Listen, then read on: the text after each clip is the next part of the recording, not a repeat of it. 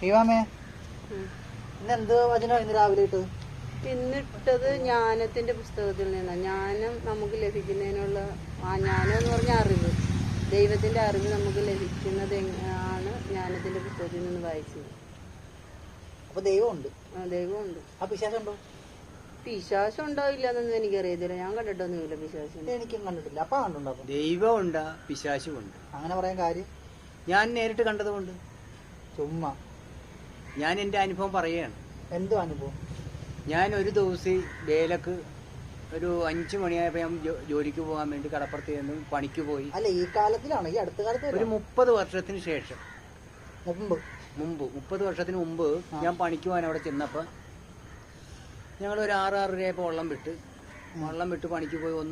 ഓടി ഓടി ഓടി കുഴഞ്ഞ് അവിടെ നിന്ന് ഇങ്ങോട്ട് കൊണ്ടുവന്ന് ആങ്കർ ചെയ്യാൻ വേണ്ടി വന്ന് ആങ്കർ ചെയ്ത് കഴിഞ്ഞപ്പോൾ ഉടനെ എൻ്റെ പറഞ്ഞ് ഈ ആൾക്കാരെല്ലാവരും കൂടി കുറഞ്ഞ മീൻ, ഒരു വല അടിച്ചായിട്ട് ഒരു ഇച്ചിരി മീനുണ്ട്, കറിക്കുള്ള മീനേ ഉള്ളൂ. അത് അവിടെ നിന്ന് പങ്കിട്ട് അവർക്കെല്ലാവരും പങ്കിട്ട് അവരെല്ലാവരും പോയി. അപ്പോൾ എൻ്റെ കൂട്ടത്തിൽ ഒരു സഹോദരനുണ്ടായി. ആ സഹോദരൻ്റെ ഇടയ്ക്ക് ഞാൻ പറഞ്ഞ് എന്നെയും കൂടി കൊണ്ടുപോകണമെന്ന് പറഞ്ഞപ്പോൾ അയാൾ എന്തോ ഓർത്തില്ല. ആളിപ്പോൾ ചുറ്റിപ്പോണ്ട, അയാൾ മരിച്ചുപോയി. അപ്പം അങ്ങനെ അയാൾ മറന്നാണ് പോയത്.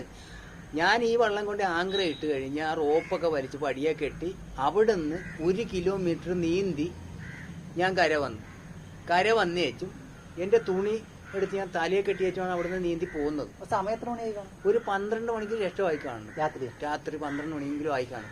ആ 12 മണിക്ക് കൊണ്ടുവന്ന് ആങ്കർ ചെയ്ത് വെച്ചെങ്കിൽ ആങ്കർ ഇട്ട് ഇങ്ങോട്ട് വെള്ളം കൊണ്ടുവന്ന് ആങ്കർ ഇട്ട് റോപ്പ് കെട്ടി അവിടെ നിന്ന് ഒരു 1.5 കിലോമീറ്ററോളം നീന്തിയാണ്. അതൊക്കെ മുമ്പായിട്ട് ഒരു 5 മിനിറ്റ് മുമ്പ് തുണിയെടുത്ത് തലയെ കെട്ടി വെച്ചുമാണ് ഞാൻ അവിടുന്ന് നീന്തിയത്. ഷട്ടി വിട്ടണ്ട നീന്തണം. നീന്തി കര വന്നപ്പോൾ ഈ ആളില്ല. എൻ്റെ കൂടെ നിൽക്കാന്ന് പറഞ്ഞ ആളില്ല. ആ പുള്ളി പോയ അയാൾ എന്തോ നമ്മൾ മറന്നുപോയാണ്, ഓർക്കാതെ പോയി. അങ്ങനെ ഞാൻ ഈ തലയിലെ തുകർത്തെടുക്കാതെ എന്നെ അവിടെ നിന്ന് ആ മീൻ എടുത്തിങ്ങനെ വേറെ ഒന്നുമില്ല, അത് കാരണം കയ്യിൽ ഇങ്ങനെ പൊതിഞ്ഞ് ഇങ്ങനെ അടച്ചു പിടിച്ചിട്ട് ഞാൻ പൊഴിക്ക പറ്റക്കൂടി ഞാൻ ഇങ്ങോട്ട് വരികയായിരുന്നു. നമ്മുടെ ഇവിടുത്തെ പൊഴിയ, ഈ നമ്മുടെ പൊഴി. ആ പൊഴിയുടെ പറ്റ ഇങ്ങോട്ട് വന്ന് പൊഴിയുടെ ഇപ്പുറത്തെ കരയെ കയറിയപ്പോൾ ഒരു കാറ്റിങ്ങനെ വന്ന് വീശും. അപ്പം ഞാൻ ഒരാളെ ഉള്ളു, 12 മണി രാത്രിയായിട്ടുണ്ട്. ഈ കാറ്റ് വീശുന്ന സമയത്ത് എന്നെ ഈ പുറകോട്ടൊന്നും നോക്കാതെ എൻ്റെ ഈ മീൻ കയ്യിലുണ്ട്.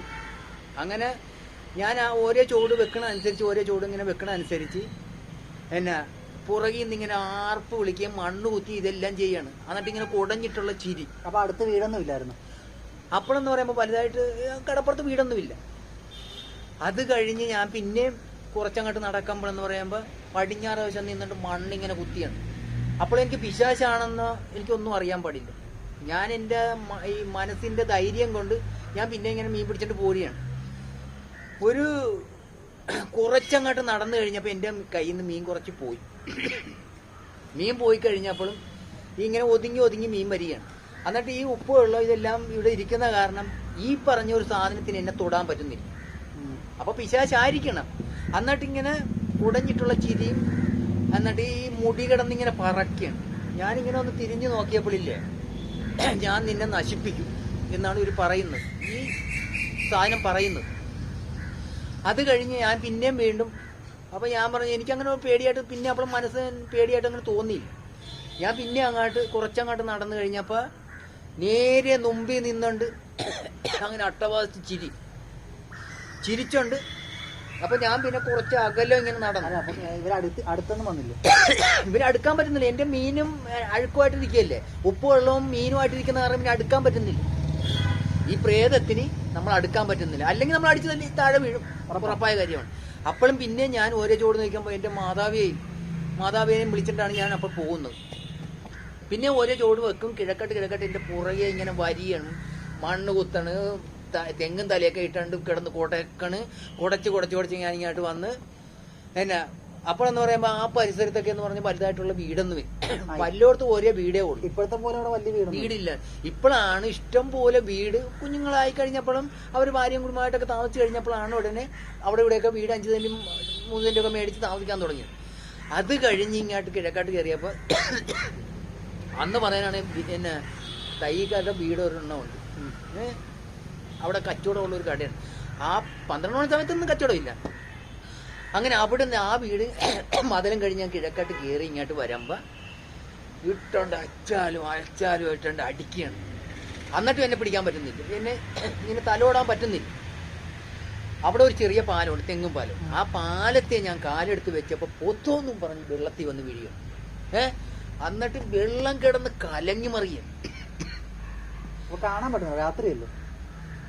കാണാൻ പറ്റുന്നില്ല, നല്ല ഇരുട്ടല്ലേ, കൂരാപ്പ് ഇരുട്ടാ. വീണത് എങ്ങനെ പറഞ്ഞു? ഈ സാധനം തേങ്ങായും വന്ന് വീഴും പോലെ പത്തൊന്നും പറഞ്ഞ് വന്ന് വീഴുക. വീണ് ഒരു 2 മിനിറ്റ് കഴിഞ്ഞപ്പോൾ ഞാൻ ഈ പാലത്തിൽ നിന്നൊരു കണക്കിന് എൻ്റെ കാല് പൊങ്ങണില്ല.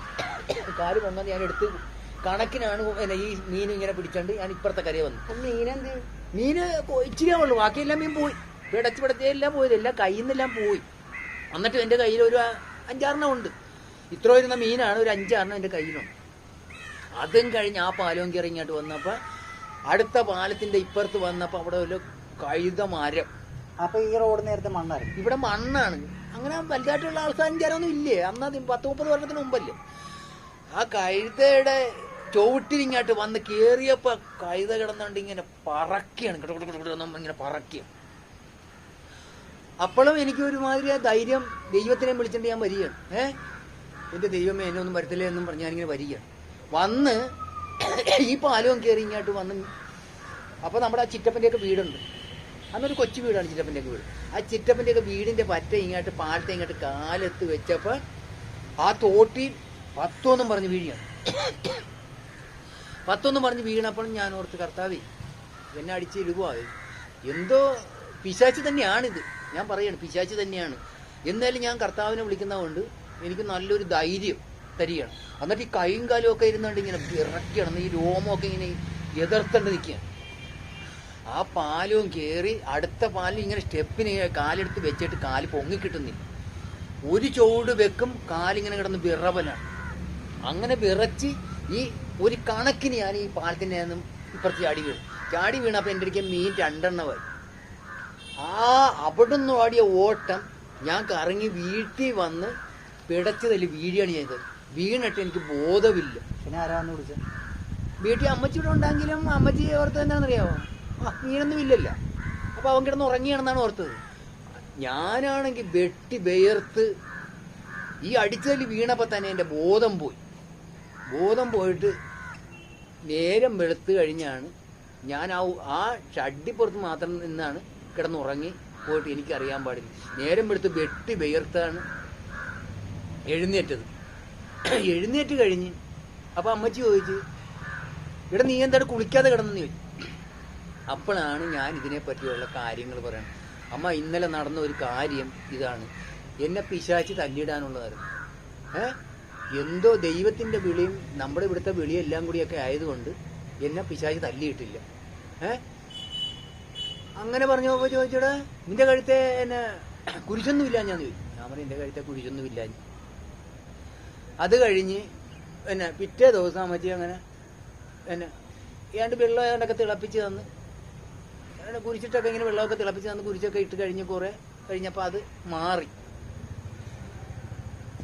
അത് കഴിഞ്ഞ് 2-3 ദിവസമൊക്കെ പണിക്ക് പോയില്ല. ഞാൻ പേടിച്ച്, എന്തോ പേടിയുടെ ഭയം കൊണ്ട് ഞാൻ പണിക്കൊന്നും പോയില്ല. അന്ന് നൈറ്റ് പണിയാണ് പോയില്ല.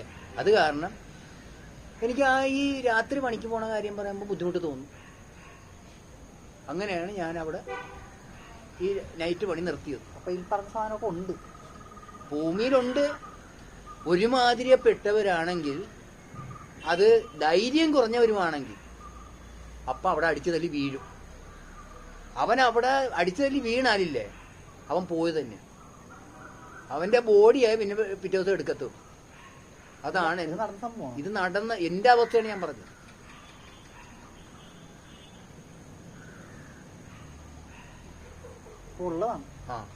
ഇതുള്ളത് അതുകൊണ്ടല്ലേ ഞാനിപ്പോ പറഞ്ഞു മനസ്സിലാക്കിയത്. ഇന്നത്തെ പിള്ളേർക്ക് ഇതൊന്നും പിശാചുണ്ടാ മറ്റുള്ളവരുണ്ടാ ഇതൊന്നും അറിയാൻ പാടില്ല. ഇപ്പൊ ഇങ്ങനെ രാത്രി ഞാനൊക്കെ പോകുന്നുണ്ട്, ഇപ്പൊ ഇങ്ങനെ കാണാറൊന്നും. ഇപ്പോൾ എന്താണെന്നറിയാവോ, 4 വശവും ലൈറ്റ്, വീട്, പിന്നെ ആൾസഞ്ചാരം 12, 3 മണി 4 മണി വരെയും വെറുതെ കാറിങ്ങനെ ഓടിയാണ്. അപ്പൊ അത് കാരണം അനക്കുണ്ട്. അത് കാരണം പിശാചിനെ മറ്റുള്ളവർക്ക് ഒന്ന് തൊടാൻ ആരും കൊണ്ട് സാധിക്കുന്നില്ല. അപ്പൊ ഈ കാലം നല്ലത്. അപ്പൊ നമ്മുടെ കാലം എന്ന് പറഞ്ഞാൽ ഇതാണ് നല്ലൊരു കാലമായിട്ട് എനിക്ക് തോന്നുന്നത്. അപ്പൊ അങ്ങനെ ഒരു ചുറ്റുപാടിലാണ് എന്റെ അവസ്ഥയാണ് ഞാനത് പറഞ്ഞ് മനസ്സിലാക്കിയത്. ഇപ്പോഴത്തെ തലമുറക്കിടയ്ക്ക് ഇത് പറഞ്ഞാൽ അവർ കളിയാക്കും. അത് ശരിയായിരിക്കും. പിശാച് ഉണ്ടാന്ന് വരെയും ചോദിക്കുന്ന ഒരു തലമുറയാണ് ഇന്നത്തെ തലമുറ. അപ്പൊ അതാണ് നമ്മളെന്തെങ്കിലും പറഞ്ഞു കഴിഞ്ഞാൽ അവർ പറയും, പിന്നെ താനിക്ക് മാത്രമേ പിശാച് കാണാവുള്ളൂ, ഞങ്ങളൊക്കെ നടന്നിട്ട് പിശാചിനെ കാണുന്നില്ലെന്ന്. ഞാനിപ്പോൾ നമ്മുടെ നടന്ന അവസ്ഥ കാര്യങ്ങളെല്ലാം പറഞ്ഞ് മനസ്സിലാക്കി കൊടുത്താൽ കേൾക്കുന്ന പിള്ളേരും കാണും, കേൾക്കാത്ത പിള്ളേരും കാണും. അമ്മയ്ക്ക് വല്ലതുണ്ടോ? ഇല്ല, എനിക്ക് അങ്ങനത്തെ ഒരു അനുഭവം ഉണ്ടായിട്ടില്ല. അത് പിന്നെ പിടിച്ചു കയറിയത് ഭാഗ്യം.